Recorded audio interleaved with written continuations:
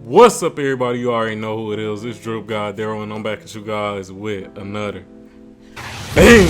So, in today's video, we will be premiering episode 12 of the NBA Weekly Recap. Now, for today's recap, we do got a lot of interesting news, a lot of stuff been going on in the NBA. But before we do get into this recap, I do want to shout out all the subscribers, all the viewers. Shout out to y'all, man. I appreciate all the support. I know things been a little slow lately, but that's just because we are in the NBA offseason. But I assure you I will continue bringing these weekly updates so that you can stay up to date on everything that's going on in the NBA. But without further ado, let's get on to our first topic, and that topic is on the Celtics. It looks like the Celtics have signed a new player to this team, and I do think that this player can make a decent impact for this team. So without further ado, let's get right into it. Alright, so as you guys can see, we all switched over, and this is an article from NBC Boston. And y'all see the title, man. I know y'all see that title. It says, report, Celtics made contract offer to free agent forward. Now let's take a look at this free agent that they actually sent that offer to. Let me zoom in on this. I know the words might be a little small, and let's get to it, man. Alright, so it states, Svi Mykhailiuk fits the profile of what the Celtics might be looking for in free agency. Now let's read into this. And let me pause this so it don't mess up the video as well. Alright, so it starts off with, the Boston Celtics have 2 open roster spots and a need for wing depth. Enter Svi Mykhailiuk. The free agent wing has received a contract offer from the Celtics. Mykhailiuk was also in discussions with the Greek club team, I can't pronounce that, per SDNA, and is expected to decide soon whether he wants to play for Boston or continue his playing career in Europe. So, with that being said, me personally, I definitely think he should take the contract with Boston. I think he can provide some good minutes for Boston, just with his shooting. As we all know, Svi Mykhailiuk, he is definitely a shooter. And, you know, the Celtics, they could take as many shooters as they could get, to be honest, because let's keep it real, this Boston team, they're pretty deep. They lost a little depth by losing Marcus Smart, but besides that, you know, they do have, you know, some decent depth, and, you know, why not add a good shooter in Svi Mykhailiuk? You know, sometimes the actual stars of the team, they tend to have, you know, bad shooting nights, and why not have Svi Mykhailiuk just as a backup in case somebody's having a bad shooting night? He also has some decent size. I believe he's around 6'6" in size, or 6'7", 6'6", around that height. So why not have him on the team to, you know, be a good role player in case you're having a bad shooting night? So I definitely like this move, and hopefully he does sign with the Boston Celtics. To all the Boston Celtics fans, I want y'all to tell me in the comments down below what y'all think about Svi Mykhailiuk. Do y'all feel like he could really help this Boston Celtics team? Me personally, I do. And like this article said, they do need a little wing depth, and I think Svi Mykhailiuk can definitely help this team. But with that being said, let's move on to our second topic. It looks like the Charlotte Hornets have also signed a new player, and that new player is Frank Ntilikina. So let's switch over to this article and let's get right into it. Alright, so as we can see, y'all see the title, man. Charlotte Hornets reportedly signed 6-year NBA vet. Now, right under that, it says, according to ESPN's Adrian Wojnarowski, the Charlotte Hornets will sign Frank Ntilikina. So, let's read into this, man. Let's read into this. Frank Ntilikina is coming off a season where he averaged 2.9 points, 1.3 rebounds, 1.2 assists per contest, while shooting 36.4 from the field and 25.4 from the three-point range in 47 games for the Dallas Mavericks. Now, I'ma just keep it real with y'all, man. I'ma definitely just keep it real with y'all. Those are horrible numbers, but I do think that Frank Ntilikina can provide a little value, and that little value is going to come from his defense. Now, as we all know, he is a pretty good on-ball defender, and that's something that a team like the Charlotte Hornets that is pretty young needs. They need a good on-ball defender. As we know, when it comes to LaMelo Ball, he can be injury prone. So I think it's a decent move, but to be real, I really think that this is Frank Ntilikina's last chance in the NBA. If he don't, perform at least, I'm asking at least, score like 8 points per game, at least around 3 assists per game, then he out of the league. And at least shoot league average. I know that article said he was shooting 36.4% from the field. At least get that to 45. At least 45. At least from the field. Come on now. For the 3-point percentage, he was shooting 25.4. At least get that to 33-34%, and I think he'll be okay. But if he does have another bad year, more than likely he's going to be out of the league. So this is definitely a make or break year for Frank Ntilikina, and we will see. We will see if he will, overcome this pressure that he's facing, or if he will break. We will definitely see. But with that being said, let's move on to our next topic. For our next topic, we do move on to Miami, and it looks like Miami, they have also signed a new player. They ended up signing Cole Swider. Now, let's switch over to this article so that we can get right into it. All right, so y'all see the title. I'm gonna zoom in a little bit for y'all. I know y'all need it a little closer, but anyways, y'all see the title.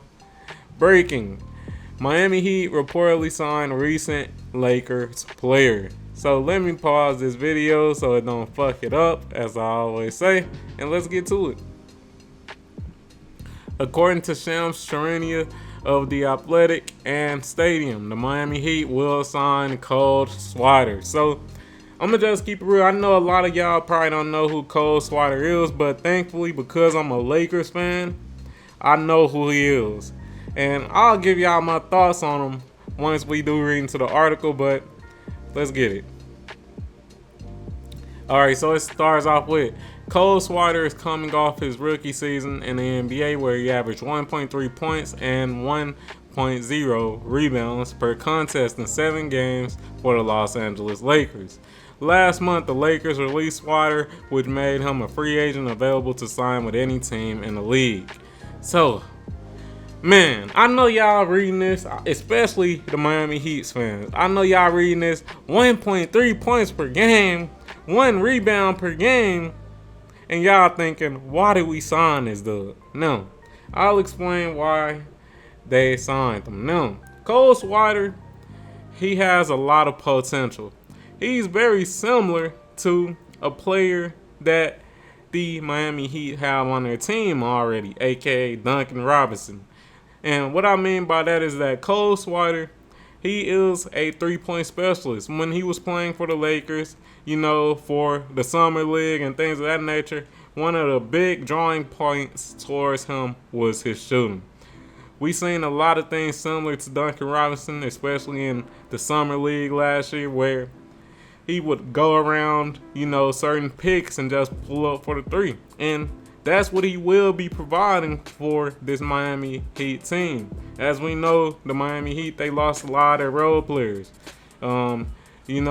So with them losing a lot of their role players, they do need to fill in their roster, and I think Cole Swider could definitely be one of those pieces. Now, a couple of the negatives for Cole Swider is that his defense is not that good, but he does have some size. I believe he's like 6'9", so he do got some size, but even though he got that size, he's not really that much of an athlete. So with that being said, I think it's still a good signing for, the Miami Heat. Like I said before, they did lose a lot of role players. They lost Matt Strus. They also lost their point guard. I forgot his name, but he on the Lakers. But hey, they also lost him. So yeah, man, I definitely like this move. You know, you betting on a pretty young player who has upside when it comes to shooting, and shooting is one of the most important things in the NBA right now. So good move for the Miami Heat. Low risk, high reward move. For the final topic in this recap, I want to talk about Cavs guard Ricky Rubio. Now, the reason I chose this topic for last is because I feel like it's something that we all really go through, and it's something that I feel like I could really elaborate on and, you know, just give you guys some wisdom and some, you know, well wishes. But let's switch over and let's get right to the topic so that we can see exactly what I'm talking about. Now, y'all see the title, man. Y'all see the title. Cavs point guard Ricky Rubio to pause career to focus on mental health. So we about to read into this, and like I said, after we read into this, I will elaborate on just my thoughts, and then we'll close out. All right, so let's get it. All right, so it starts off with Cleveland Cavaliers and Spanish national team point guard Ricky Rubio announced Saturday that he was putting his career on hold indefinitely to focus on mental health. I have decided to stop my professional activity to take care of my mental health. I want to thank all the support I have received from the Spanish national team to understand my decision, Rubio said. Today, family makes more sense than ever. Thank you. I would ask that my privacy be respected so that I can face these moments and be able to give more information when the time is right. Now, this is tough. I'm gonna continue reading into it. Let me continue. Later this month, Rubio was expected to lead the Spanish in an attempt to defend their World Cup title in the Philippines, but he left the team's training camp this week in Madrid and didn't play in Spain's first warm-up game Friday night against Venezuela. Rubio, 32, was the MVP of the last World Cup in 2019 in China. Spain is currently ranked number 1 in the world ahead of the United States after winning the European Championship last summer.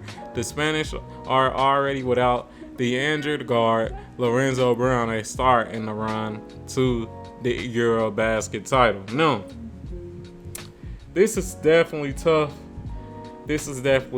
And my thoughts on this situation is that although I do respect his opinion and I do respect his choice, the only thing I don't like about it is that he is still signed to the Cleveland Cavaliers. He does still have 2, years left on his contract. And with that being said, it's like you do gotta feel, you do gotta fulfill your obligations as a man. But at the same time, I understand his point of view as well, because it's going to be times in all our lives where it feels like, the world is falling apart. Your world is falling apart. And I'm assuming that that's what's going on with Rubio. Now, of course, we don't know all the details. It might be some family things going on, this, that, and the third. But we do got to understand that he did come off an injury. I believe in the 2021-2022 season, he did have an ACL tear. And because of that, he missed a lot of time. And then last year, his year wasn't that great as well. So I do understand that he has been going through a lot of adversity. So I understand both sides, to be honest, man. I do understand both sides, and I respect his choice to take some time off for his mental health. But I do respect his opinion. I'm going to just keep it real. And the reason I say that is because, to be honest, in this world, the most important thing is your health. You could always make money if you are alive and healthy, and that's mentally and physically. You could always make money, but you can't always change your health. You cannot always change your health. Sometimes it's things that we got going on mentally or physically that's uncurable. So that's why I do salute Ricky Rubio when it comes to this. I hope he does get the help that he needs. I hope this layoff does just, help him mentally, physically, emotionally, all of that. And hopefully we can see him back for the Cavs, because I always thought Ricky Rubio was one of the most underrated players, especially before the injury. So, man, to all the people who are going through mental health and things of that nature, take as much time as you need to really, get back on your feet, because, man, regardless of us wanting to be millionaires and this, that, and the third, your health is your wealth. I'm gonna just keep it real. Your health is your wealth. But if you enjoyed this video, like the motherfucking video, comment on the motherfucking video, subscribe to the motherfucking channel, turn on notifications and all that good stuff, and I'm out. Peace.